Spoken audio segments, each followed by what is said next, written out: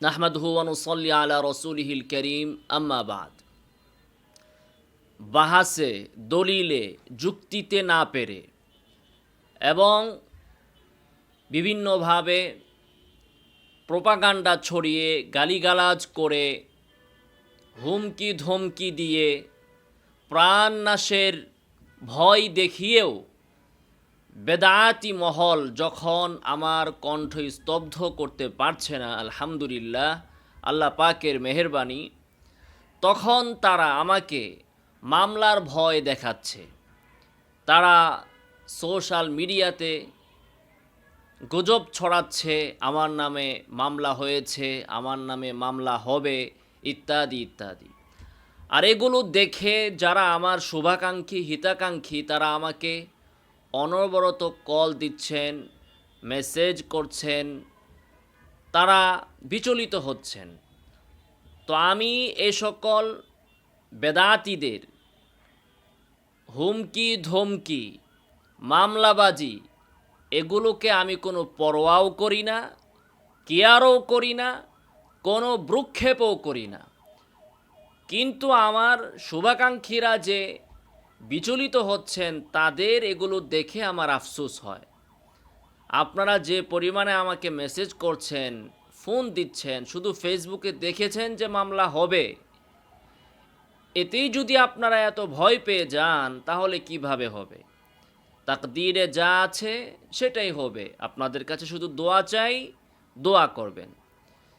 কি বিষয় নিয়ে মামলা হবে আমার বিরুদ্ধে?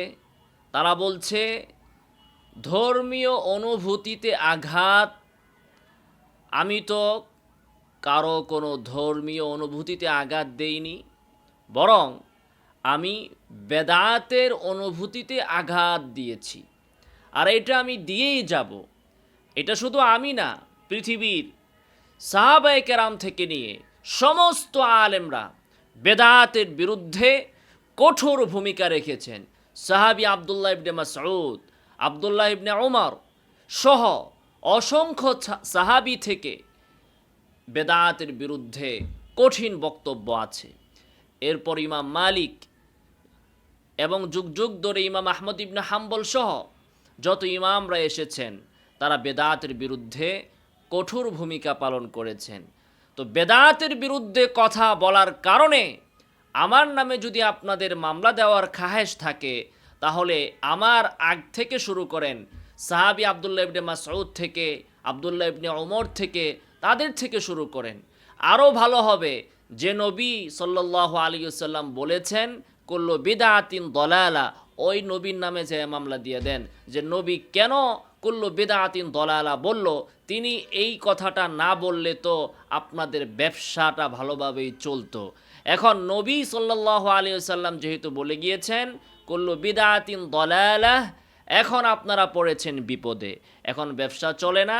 এখন মাজার করলে আমরা বলি মাজারের এই কাজ সেই কাজ বেদাত, তখন আমাদের বিরুদ্ধে মামলা। আমাদের বিরুদ্ধে মামলা কেন দিবেন? মামলা দিলে নবীর নামে মামলা দিতে হবে। এরপরে আরও আগে যান, মামলা দিতে হবে আল্লাহ সুবহানাহু ওয়া তাআলার নামে। কারণ তিনিই তো বলেছেন আল ইয়াউমা আকমালতু লাকুম দীনাকুম, তোমাদের দিন কমপ্লিট। এখানে কোনো একটা দাড়ি, কোনো একটা কমা বৃদ্ধি করার কোনো সুযোগ পৃথিবীর কোনো মানুষের নাই।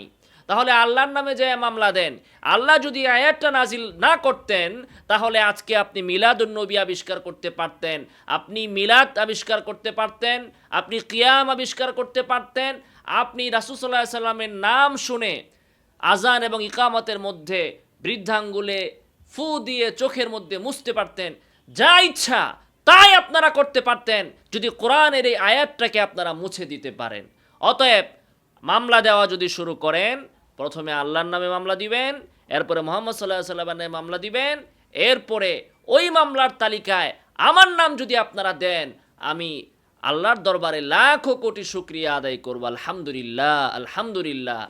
যদি আল্লাহ সুবহানাহু ওয়া তাআলা এবং তার রাসূল সাল্লাল্লাহু আলাইহি ওয়াসাল্লামের নির্দেশ এবং রাসূলের আদর্শ, রাসূলের মতবাদ বাস্তবায়ন করতে যে মামলা কেন, ফাঁসির দড়িও যদি আমাদের গলায় ঝুলে আমাদের বিন্দু মাত্র কোনো ভ্রুক্ষেপ নাই।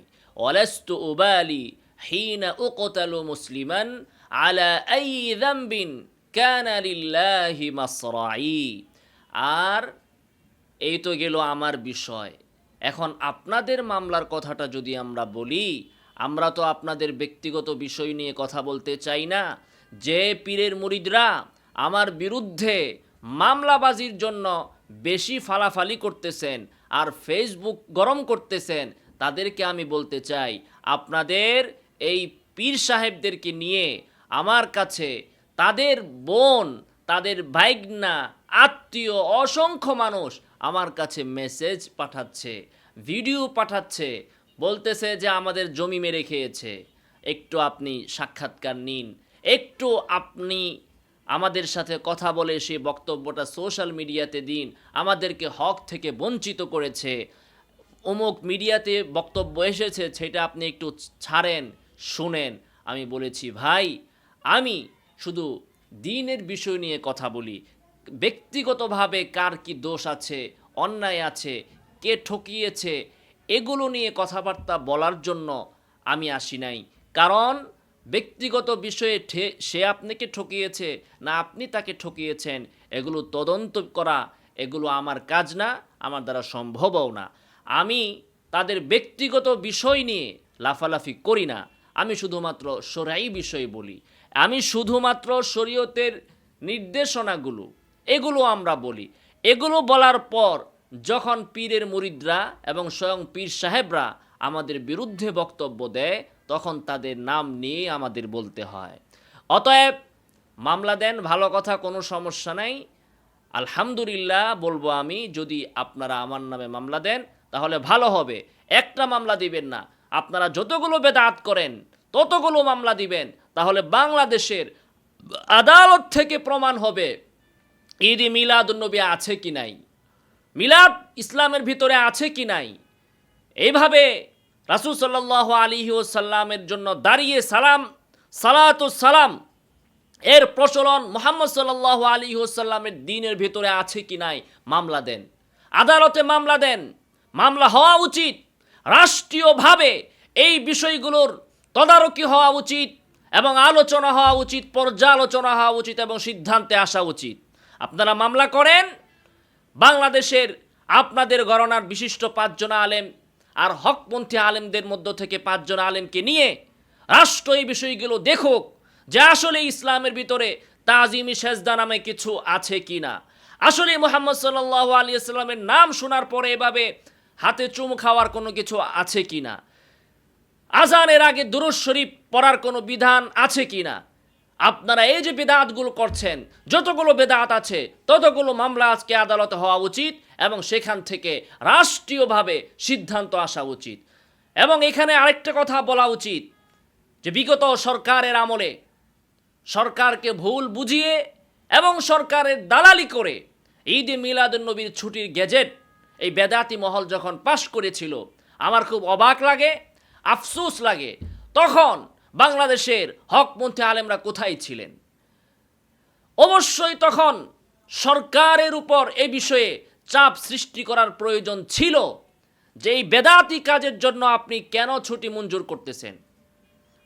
অনেক আলেমদের সাথেও সরকারের সম্পর্ক ছিল, ইসলামিক ফাউন্ডেশনও অনেক ওলামায়ে কেরাম ছিলেন, বাইতুল মুকাররমের ইমামদের মধ্যেও আমাদের অঙ্গনের অনেক ইমাম আছেন, তারা কি ভূমিকা নিয়েছিলেন যখন সরকার ঈদে মিলাদুন্নবীর ছুটির গেজেট পাশ করলো। যদি ভূমিকা কার্যকর নাও নিতে পারতেন, অন্তত একটা বিবৃতি দেওয়া দরকার ছিল, প্রতিবাদ করার দরকার ছিল। এইভাবে মুখের মধ্যে কুলুপ এঁটে রাখতে রাখতে এখন বাংলাদেশের সাধারণ মানুষ হক কোনটা বাতিল কোনটা সেটা বুঝার যোগ্যতাও হারিয়ে ফেলেছে।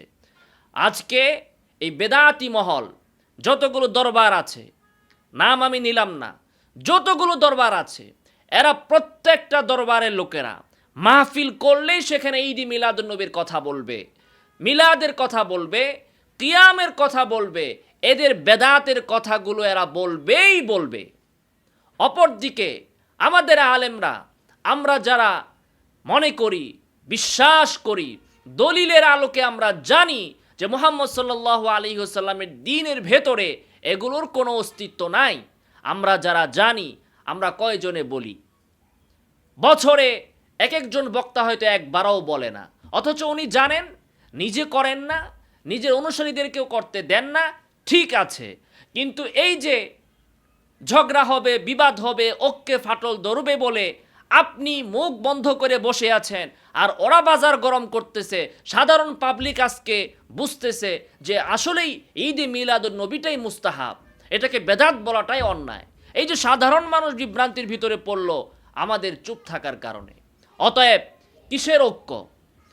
নির্বাচন, ভোট আর ঐক্যের জন্য মুহাম্মদ সাল্লাল্লাহু আলাইহি ওয়াসাল্লামের ধর্মের ভিতরে রদবদল হয়ে যাবে, এসব ঐক্যের চারানা পয়সারও কোনো মূল্য নাই। ঐক্য থাকুক আর না থাকুক, ভোট আসুক আর না আসুক, বেদাতের বিরুদ্ধে, বেদাতি পীরদের বিরুদ্ধে, বন্ডদের বিরুদ্ধে বলতেই হবে, বলতেই হবে। তো ওনারা মামলা দিবে, নিজেদের মামলার একটু খবর ওনাদেরকে আমি নিতে বলবো। এই যে সম্প্রতি 2-4 দিনের ভিতরেই জাতীয় মিডিয়াতে, পত্রিকাতে নিউজ হয়েছে, তাদের দাদা পীর 71 সালে মুক্তিযুদ্ধের সময় নারীদেরকে গনিমতের মাল ফতোয়া দিয়ে পাকিস্তানি হানাদার বাহিনীর হাতে তুলে দিত, এবং তাদের অনুসারীদের লেখা থেকে দেখতে পেলাম এই অপরাধে তাদের পীরকে শেখ মুজিবুর রহমানের আমলে, অর্থাৎ স্বাধীনতার পর, জেলে বন্দিও হতে হয়েছিল।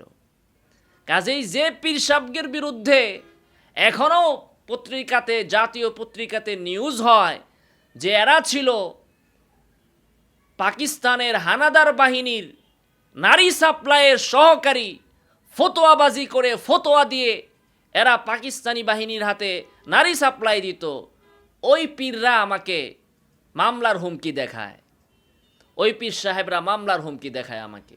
এ সমস্ত হুমকি ধমকি দিয়ে কোনো লাভ হবে না, কোনো লাভ হবে না। এগুলোকে আমরা চারেনা পয়সারও মূল্য দেই না।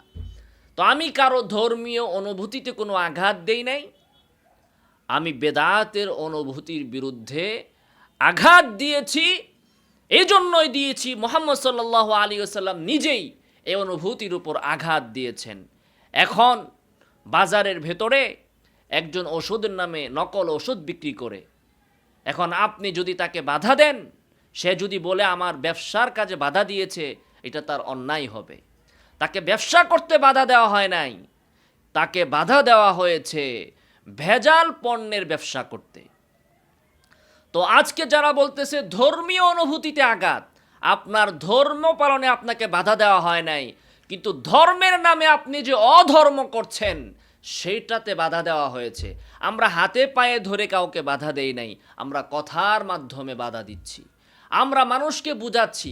আপনার বুঝানোর পরে আপনি করলে করবেন, আমার কথা মানলে মানবেন, না মানলে না মানবেন, আমার কিছু আসে যায় না। কিন্তু আমি বলবো, আমাকে বলতে বাধা দেওয়ারও আপনার কোনো ক্ষমতা বাংলাদেশে নাই।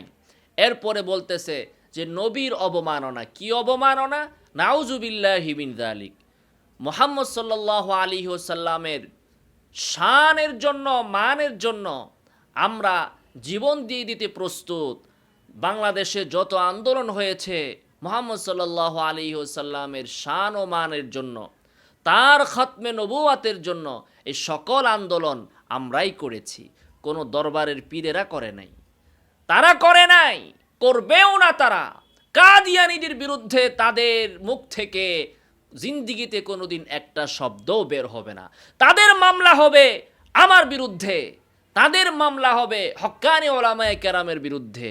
কাদিয়ানীদের বিরুদ্ধে মামলা তো দূরের কথা, তাদের বিরুদ্ধে একটা শব্দও তারা উচ্চারণ করবে না। এই হচ্ছে তাদের নবী প্রেম এবং ইশকে রাসূলের অবস্থা। তো আমি নবীর মান শান কিভাবে খাটো করলাম? কিভাবে আমি খাটো করলাম? বলে যে আবু জাহেলের সাথে তুলনা করেছে। আবু জাহেলের সাথে আমি কি নবী সাল্লাল্লাহু আলাইহি ওয়াসাল্লামকে মর্যাদার দিক থেকে তুলনা করেছি? কোন দিক থেকে তুলনা করেছি? তুলনা কি আমি করেছি নাকি আল্লাহ করেছেন? কোরআন যেটা তুলনা করে দিয়েছে, কোরআন যেটা বলে দিয়েছে যে মুহাম্মদ সাল্লাল্লাহু আলাইহি ওয়াসাল্লাম আপনি বলে দিন মক্কার কাফেরদেরকে যে আমি তোমাদের মতো মানুষ, তবে আমার কাছে ওহী আসে। নবীর শ্রেষ্ঠত্ব, নবীর মর্যাদা কোনো দিক থেকে নবী পৃথিবীর কারো মতো না, কিন্তু আবার মানুষ হওয়ার দিক থেকে, মানব হওয়ার দিক থেকে, জিন্স, সুরত এবং হাইয়াতের দিক থেকে রাসূল সাল্লাল্লাহু আলাইহি ওয়াসাল্লাম সকলের মতো, মক্কার কাফেরদের মতো। কোরআন বলেছে, তাফসীর বলছে, তো মামলা আমার নামে কেন দিবা? মামলা আল্লাহর নামে দিতে হবে। ইমাম ইবনে জারির তবারির বিরুদ্ধে দিতে হবে, ইবনে কাসিরের বিরুদ্ধে দিতে হবে, সমস্ত মুফাসসিরদের বিরুদ্ধে দিতে হবে, তাদের বিরুদ্ধে মামলা দিতে হবে। তাদের সাথে নিচের দিকে যদি আমার নামটাও দেওয়া যায়, আলহামদুলিল্লাহ, আমি আল্লাহর কাছে শুকরিয়া আদায় করব। এখন বিষয় হচ্ছে না বুঝার কারণে নবী সাল্লাল্লাহু আলাইহি ওয়াসাল্লাম মানুষ হওয়ার দিক থেকে তিনি আমাদের মতো, সূরত, হাইয়াত, জিনসের দিক থেকে তিনি আমাদের মতো আদম সন্তান, মর্যাদার দিক থেকে তিনি আমাদের থেকে অনেক অনেক হাজার হাজার লক্ষ কোটি গুণ ঊর্ধ্বে। এই কথা ইসলামের কথা, সেটাই আমাদের কথা।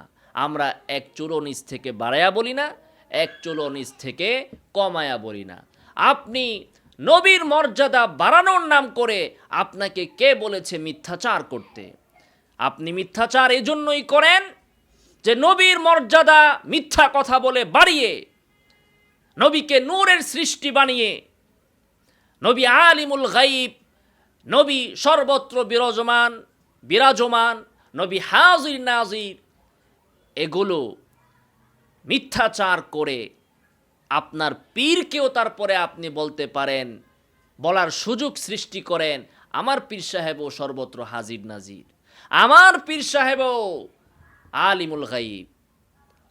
আমি নিজেও এগুলা নবীর নামে এ সমস্ত মিথ্যা আপনারা এজন্যই ছড়ান, আপনার নিজেদের স্বার্থের জন্য। কাজেই আজকে যদি ইসলামী রাষ্ট্র থাকতো, মামলা কারো করা লাগতো না। ইসলামী সরকার আজকে যদি ওমর আবু বকর থাকতো, তাহলে এই সমস্ত ভণ্ড পীরদেরকে ধরে তরবারি দিয়ে এদের মাথা দ্বিখণ্ডিত করে দিত, ইসলামের মধ্যে এই ধরনের ফিতনা ফাসাদ এবং বিবাদ সৃষ্টি করার কারণে। আর আজকে তারা আমাদেরকে মামলার ভয় দেখায়। তো যারা ৭১ সালে রাজাকারের এবং যুদ্ধাপরাধের তকমা নিয়ে শেখ মুজিবের পায়ে ধরে মাপ চেয়ে জেল থেকে বের হয়েছিল, আমাদেরকে তাদের মামলার ভয় দেখানোর কোনো কারণ নাই। এই যে আপনারা দেখেন, ওই দরবারগুলো আজকে সব সময় আওয়ামী লীগের দালালি করে, সব সময় ইসলামী শক্তিগুলোর বিরুদ্ধে অবস্থান নেয়। এজন্যই নেয় কারণ এরা জানে ৭১ সালে এদের যে অবস্থান, সেই অবস্থান যদি নাড়াচাড়া দেওয়া হয়, ঘাটাঘাটি করা হয়, তাহলে এদের কল্লা থাকবে না। সেজন্য এরা সাহস করে ইসলামী রাজনীতি করতে পারে না, ইসলামী রাজনীতির পক্ষেও কথা বলতে পারে না, ইসলামী রাজনীতিকে সমর্থনও করতে পারে না, এবং যারা ইসলামী রাজনীতি করেন সবসময় তাদের বিরুদ্ধে এরা অবস্থান এজন্যই নেয় যেন ৭১-এর সেই তকমা থেকে তারা বেঁচে যায়। আজকে যদি তারা রাজনীতি করত, অথবা যারা ইসলামী রাজনীতি করে তাদেরকে সহযোগিতা করত, তাহলে জামায়াতে ইসলামীর নেতাদের যুদ্ধ অপরাধের যে তকমা লেগেছিল এর থেকেও বড় ফাঁসির দড়ি তাদের গলায় ঝুলত। তো ফাঁসির রশির ভয়ে যারা ইসলামকে উলটপালট করে ফেলে, তারা আমাদেরকে মামলার ভয় দেখিয়ে আমাদের কণ্ঠ স্তব্ধ করার দুঃস্বপ্ন যেন না দেখে। পীর সাহেবদেরকে বলবো, নিজেদের জবানকে হেফাজত করেন এবং আপনাদের মুরিদ, বেয়াদব মুরিদদেরকে তাদের জবান সংরক্ষণের জন্য আপনারা এদের লাগাম টেনে ধরেন। আমরা শরীয়তের কথা বলি, দলিলের আলোকে কথা বলি, দলিল থাকলে দলিল দিবেন, না থাকলে চুপ থাকবেন। আমাদের বিরুদ্ধে বিষোদ্গার করবেন, মুরিদকে লেলিয়ে দিবেন, ইউটিউবার নিয়োগ দিবেন যে আমাদের বিরুদ্ধে প্রপাগান্ডা ছড়ানোর জন্য, আমাদের বিরুদ্ধে কথা বলার জন্য, ভয়ভীতি দেখানোর জন্য, ডিস্টার্ব করার জন্য, বিরক্ত করার জন্য। এতে আপনাদের কোনো ফায়দা হবে না। আমরা এগুলোকে কোনো তোয়াক্কা করি না। আমরা একাই আপনার পুরা দরবারের সাথে লড়াই করার জন্য যথেষ্ট, ইনশা আল্লাহুল আজিজ। আল্লাহ তাআলা আমাদেরকে সত্য বুঝার তৌফিক দান করুন। আমিন। ওয়া আখিরু দাওয়ানা আনিল হামদুলিল্লাহি রাব্বিল আলামিন।